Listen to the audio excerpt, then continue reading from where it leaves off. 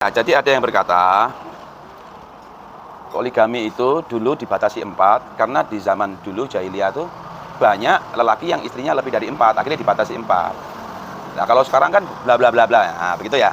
Mana toh Kang? Iya. Ya itu kan asumsi yang salah dari informasi ilmu yang keliru. Bahwa ya kalau ilmu itu belum nutuk, urung jangkep inputnya, aja ngomong salah. Sakno. Data salah membuahkan kesimpulan yang keliru. Akhirnya menghasilkan statement yang sesat. Tapi merasa bener. Ini kan kasihan bapakmu, ibumu, anakmu, saudaramu kalau tahu ngomong kayak gitu di media sosial. Malu punya kerabat kayak dirimu. Tidak seperti itu. Di zaman jahiliyah itu bukan berarti banyak lelaki yang melakukan poligami lebih dari 4. Enggak. Poligami dari dulu bukan amalia umum yang sifatnya yang mendominasi, tidak.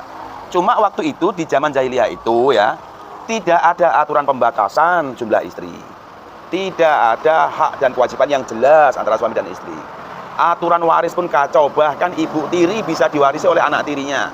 Anggap yang istrinya 10, ya kan? Kemudian ada salah anak lelaki dari istri pertama. Waktu bapaknya mati, istri ke-10 bapaknya itu menjadi harta warisnya.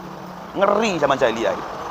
Waktu itu wanita bisa dikatakan hanya satu digit di atas binatang. Hewan yang berbicara, yang tidak memiliki kedudukan dalam masyarakat, tidak dihormati, tidak dihargai, maksudnya dianggap rendah gitu loh. Bahkan saking teranggapnya rendah di zaman jahiliyah itu, orang musyrikin itu ada yang malu kalau punya anak perempuan, bahkan sampai dikubur hidup-hidup. Tapi lepas dari itu ya, sejahiliyah-jahiliyahnya orang jahiliyah Arab waktu itu ya, hanya anak perempuan, itu pun tidak semua ya, hanya sebagian anak perempuan yang mereka kubur hidup-hidup ketika lahir perempuan. Lah jahiliyahnya orang sekarang, belum kelihatan laki atau perempuan, udah dibunuh lewat program KB. Itu lebih jahiliyah lagi itu, cuma nggak kelihatan. Ya, kita kembali ke topik bahasanya tadi. Kalau dulu itu dibatasi karena begini-begini, enggak seperti itu. Bukan karena situ waktu itu para lelaki banyak mengamalkan, enggak. Tetapi aturan mainnya yang tidak jelas. Maka syariat Allah datang, Islam turun, membawa aturan yang jelas. Pembatasan maksimal jumlah, aturan main, hak gilir yang wajib adil, hak waris istri, 1/8, bla bla bla bla, kemudian jelas aturannya. Sehingga para muslimah waktu itu, yaitu para itu sahabiah ya, Masya Allah, mereka menerima syariat Allah tentang poligami ini sebagai benar-benar anugerah. Yang sebelumnya adalah wanita itu teranggap musibah. Dengan aturan ini betul-betul mereka menjadi termuliakan, jelas. Menerima itu sebagai anugerah.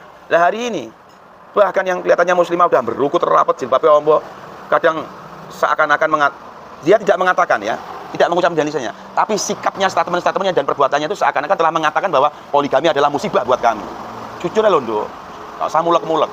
Jangan bermain kata dengan pujangga. Wes, ngono ya.